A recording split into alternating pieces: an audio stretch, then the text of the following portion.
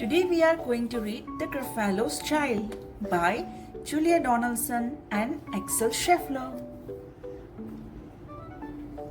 The Gruffalo said that no Gruffalo should ever set foot in the deep dark wood. Why not? Why not? Because if you do, the big bad mouse will be after you. I met him once, said the Gruffalo. I met him a long time ago. What does he look like? Tell us, Dad. Is he terribly big and terribly bad? I can't quite remember, the Gruffalo said. Then he thought for a minute and scratched his head. The big bad mouse is terribly strong, and his scaly tail is terribly long. His eyes are like pools of terrible fire, and his terrible whiskers are tougher than wire. One snowy night, when the Gruffalo snored, the Gruffalo's child was feeling bored. The Gruffalo's child was feeling brave, so she tiptoed out of the Gruffalo cave. The snow fell fast and the wind blew wild. Into the wood went the Gruffalo's child. Aha, oh, a trail in the snow. Whose is this trail and where does it go? A tail poked out of a log pile house. Could this be the tail of a big bad mouse? Out slid the creature. His eyes were small and he didn't have whiskers. No, none at all. You are not the mouse, not I, said the snake. He is down by the lake eating Gruffalo cake.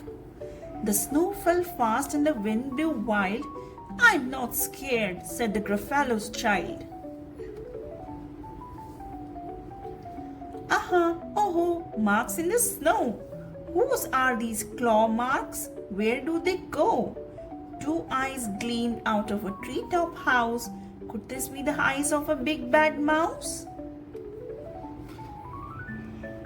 Down flew the creature. His tail was short and he didn't have whiskers of any sort. You are not the mouse. Too-hoo, not I. But he's somewhere nearby, eating Gruffalo pie.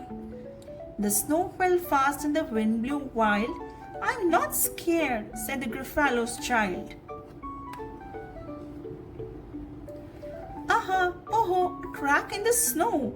Whose is this crack and where does it go? Whiskers at last and an underground house. Could this be the home of a big bad mouse? Out slunk the creature. His eyes were not fiery, his tail was not scaly, his whiskers were not wiry. You are not the mouse. Oh no, not me. He's under a tree, drinking Gruffalo tea. It's all a trick, said the Gruffalo's child, as she sat on a stump where the snow lay piled. I don't believe in the big bad mouse. But here comes a little one out of his house. Not big, not bad, but a mouse at least. You will taste good as a midnight feast. Wait, said the mouse. Before you eat, there's a friend of mine that you're out to meet. If you will let me hop onto a hazel twig, I'll beckon my friend so bad and big.